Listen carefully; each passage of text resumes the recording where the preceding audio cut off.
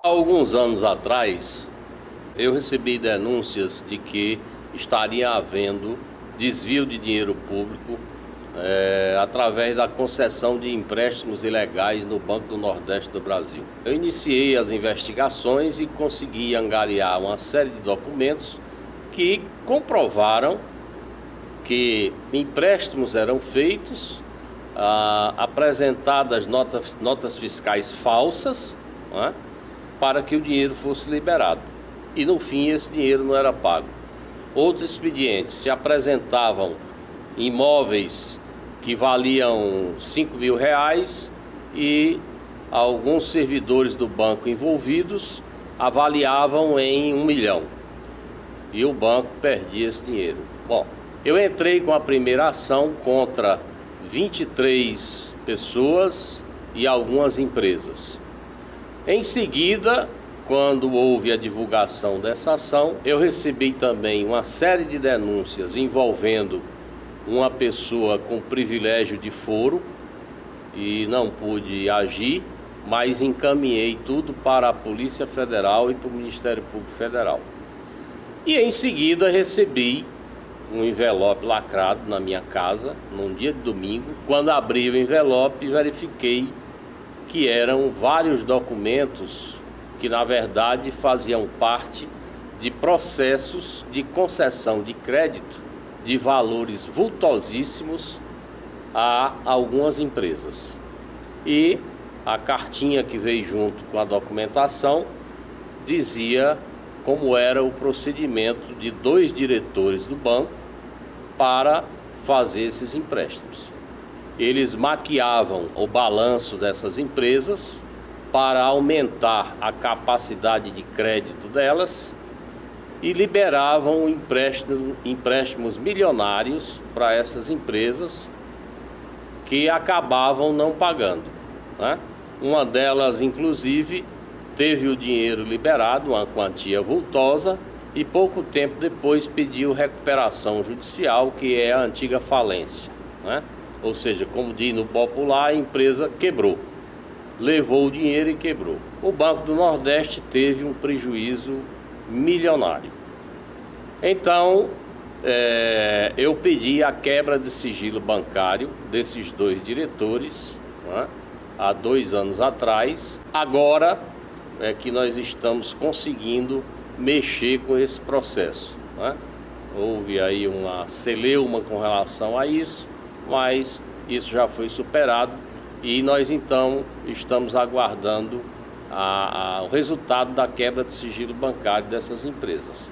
Com a continuidade da investigação e novas documentações que nós conseguimos, eu descobri que uma dessas empresas que foi beneficiada com um empréstimo vultoso, fez parte de uma operação investigada pela Lava Jato, pela Operação Lava Jato, aonde, numa transferência de R$ 22 milhões, desses 22 milhões foram tirados R$ 500 mil e foram entregues, foram depositados na conta da esposa do ex-tesoureiro do PT, João Vacari Neto, que usou em seguida esse dinheiro para comprar a casa onde mora em São Paulo.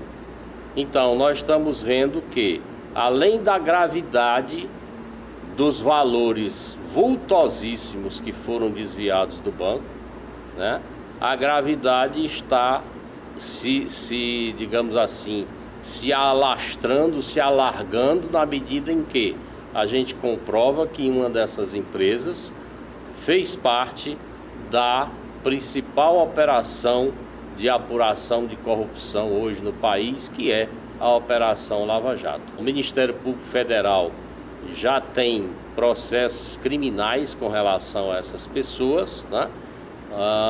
E nós então vamos agora prosseguir no intuito de, com a quebra do sigilo bancário, se realmente for deferida pela Justiça, a gente possa perseguir o caminho do dinheiro e saber exatamente para onde foi esse dinheiro, quem foram os beneficiados, né?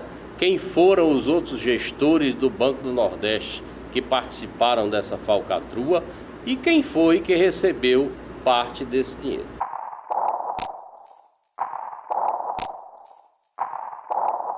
Especula-se que, na realidade, o maior dos escândalos está por vir, que é o que fala sobre o BNDES. A respeito de empréstimos feitos ao exterior, sem qualquer controle, o BNDES financiou o Porto de Cuba, foram valores altíssimos e que hoje nós sabemos que o governo de Cuba está inclusive privatizando esse porto que o Brasil foi que pagou, refinarias pelo mundo afora, enfim, obras de valores absurdos que foram empréstimos concedidos pelo BNDES sem o menor controle. Essa caixa preta, segundo se fala, é pior do que a Petrobras, segundo se comenta. Então, eu acho que o atual presidente da República fez absolutamente certo em pedir a devolução desse dinheiro ao BNDES em função da situação financeira que o Brasil vive, da necessidade premente, gente morrendo nos hospitais a toda hora por falta de dinheiro. Então eu acho que a atitude do presidente foi certíssima. Esse dinheiro tem que ser usado para salvar muita coisa, porque o nosso povo está literalmente morrendo à míngua, principalmente nos hospitais onde se acumulam em corredores. E é preciso que realmente essas coisas venham à tona, né? As ligações que nós temos visto aí dessas pessoas desonestas são todas no sentido de se fazer um acordo nacional para parar por aqui, apurar o que houve até aqui e deixar o resto para lá. Todo mundo tem ouvido isso. Pelo amor de Deus, isso não pode acontecer. Nós temos que ir em frente e apurar tudo. Tudo. Depois de apurado tudo, é o contrário. É preciso que se faça uma reforma política profunda para que a gente possa impedir que esses corruptos cheguem ao poder. A gente possa fortalecer, por exemplo, a lei da ficha limpa, no sentido de que ela funcione mais abrangentemente, porque se ela funcionasse mais abrangentemente, mais da metade do Congresso Nacional não estaria lá. E é isso que nós estamos precisando, de pessoas com passado limpo, pessoas que sejam boa intencionadas e que façam sim um acordo nacional, mas no sentido de punir tudo aquilo que foi feito de errado e de tentar recuperar a credibilidade do nosso país, recuperar, digamos assim, a esperança do nosso povo. O nosso povo está cabisbaixo. Há pouco tempo eu estive em Portugal e vi como é ruim você ser brasileiro nessa situação atual, porque ficam todos olhando e fazendo chacota e xingando por causa da situação que hoje nós vivemos. Então o brasileiro hoje está magoado, o coração do brasileiro está dilacerado e é preciso que alguém tome uma providência, alguém tome a frente disso para que seja feito um acordo nacional no sentido de salvar esse país.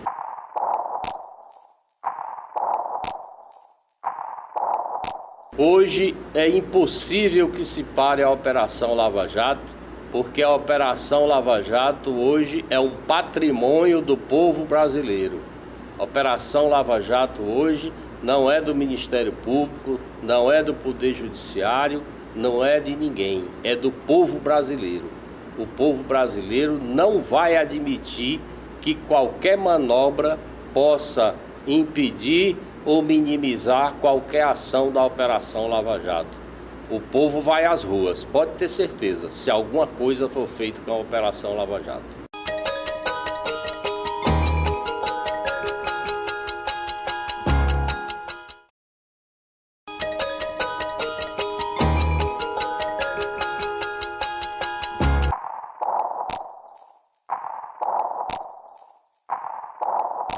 O tráfico de influência é uma coisa muito tradicional no Brasil muito usada no Brasil, né?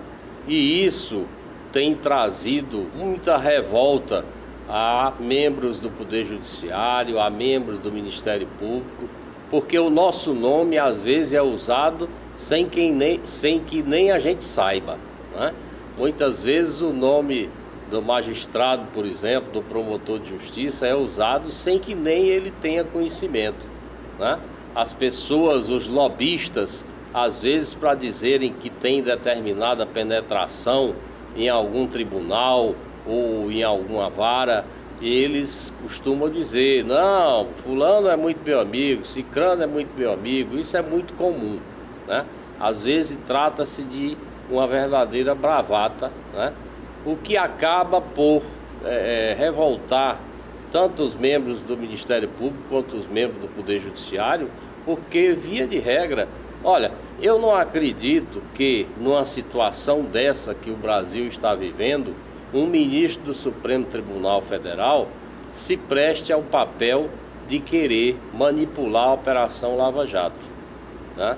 A maturidade da nossa principal corte já está muito bem aquinhoada, como se diz, e não acredito que nenhum membro do Supremo Tribunal Federal se preste a esse papel, né? Agora, é comum se dizer, principalmente